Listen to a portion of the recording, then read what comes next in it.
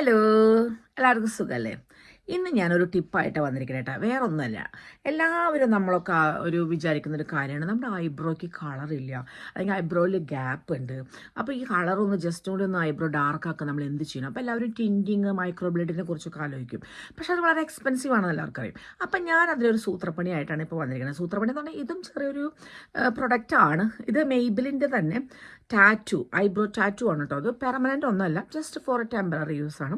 ഒരു 3 ഡേയ്സൊക്കെ നിൽക്കുള്ളൂ നമ്മുടെ ഐബ്രോട്ട്. അത് കഴിഞ്ഞ് നമുക്ക് അത് ഓട്ടോമാറ്റിക്കലി പോവും.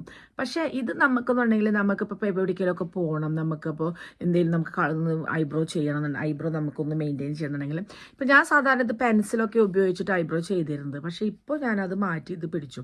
കാരണം ഐബ്രോ പെൻസിൽ വയ്ക്കുമ്പോൾ ഞാൻ വിചാരിച്ച ആ ഒരു വിധത്തിൽ കളറോ ഒന്നും വരുന്നില്ല. അത് കണ്ടാൽ നമുക്ക് മനസ്സിലാവും അത് ചെയ്തിട്ടുണ്ടെന്ന്, ഐബ്രോ പെൻസിലോട് എഴുതിയിട്ടുണ്ടെന്ന്. അപ്പം ഞാനതൊരു പ്രൊഡക്റ്റാണ്, ഞാൻ കാണിച്ചുതരാം എങ്ങനെ ഞാൻ ചെയ്യണമെന്ന് കേട്ടോ. ആദ്യം ഞാൻ ഓൾറെഡി ക്ലീൻ ചെയ്തിട്ടുണ്ട് ഐബ്രോ. എല്ലാം ഞാൻ കോട്ടൺ ബോൾ ഉപയോഗിച്ച് ക്ലെൻസർ ലോഷനൊക്കെ ഉപയോഗിച്ച് ക്ലെൻസ് ചെയ്തെടുത്തു കേട്ടോ. അത് കഴിഞ്ഞിട്ട് ഞാൻ എന്താ ചെയ്യുക, ഇത് ഈസി പീൽ ടിന്നിങ് ആണ് കേട്ടോ. അപ്പോൾ നമുക്ക് പീൽ ചെയ്തെടുക്കാവുന്നതാണ്. ഇത് നമ്മൾ ജസ്റ്റ് വേണമെങ്കിൽ നമുക്ക് സ്ട്രിപ്പ് ഉപയോഗിക്കാം, താഴെ മുകളിലായിട്ട് സ്ട്രിപ്പ് ഉപയോഗിക്കാം. അപ്പോൾ സ്പ്രെഡ് ചെയ്യില്ല എവിടെയും. അപ്പം നമ്മൾ നല്ല ഗ്യാപ്പ്, ഇൻ ബിറ്റ്വീൻ ഗ്യാപ്പിലൊക്കെ നന്നായി ഫില്ല് ചെയ്ത് കൊടുക്കുക. ഇത് നമുക്ക് ഇവിടെ വരെ നമ്മുടെ എനിക്ക് ഇവിടെയാണ് കുറച്ച് ഗ്യാപ്പുള്ളത് കേട്ടോ. അപ്പോൾ ആ ഗ്യാപ്പിലൊക്കെ ഞാൻ ഫില്ല് ചെയ്ത് നമ്മുടെ അതേ ഐബ്രോ ഷേപ്പിൽ തന്നെ നമ്മൾ കൊടുക്കണം കേട്ടോ. എൻ്റെ കൈമ ഇത്തിരി ആയിട്ടുണ്ട് കേട്ടോ, സോറി.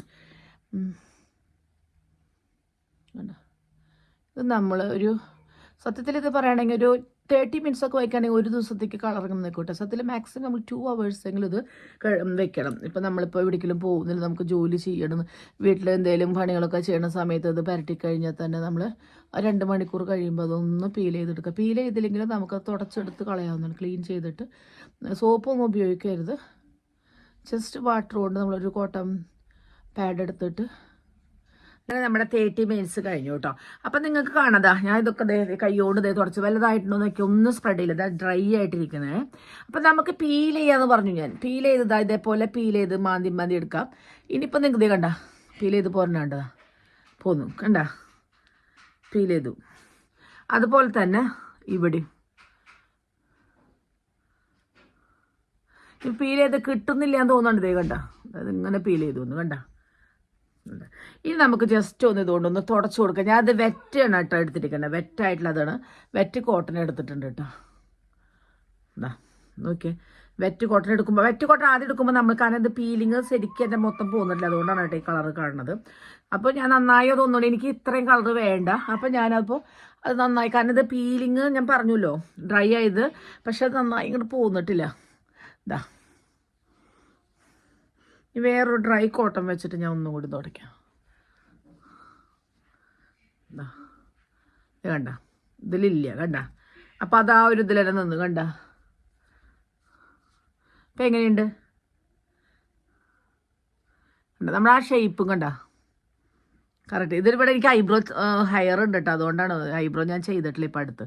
അതുകൊണ്ടാണ് നമുക്ക് വേണമെങ്കിൽ ഇതേപോലെ ബ്രഷ് എടുത്തിട്ട് എന്താ കണ്ട, നേരത്തേക്കാൾ ഒരുപാട് വ്യത്യാസമില്ല. ഞാൻ ഉപയോഗിക്കുന്ന ഐറ്റം മെയ്ബിലിൻ്റെ ആണ് കേട്ടോ. നിങ്ങൾക്ക് വേണമെങ്കിൽ ഇതിനേക്കാളും കുറവ് വിലയ്ക്ക് കിട്ടുമായിരിക്കും, പക്ഷെ ഞാനത് നോക്കിയിട്ടില്ല. ഇത് മെയ്ബിലിൻ നല്ലതാണ്. ഇപ്പം ഞാൻ പറഞ്ഞില്ല, നിങ്ങൾക്ക് ഇഷ്ടമായത് വിചാരിക്കുന്നു.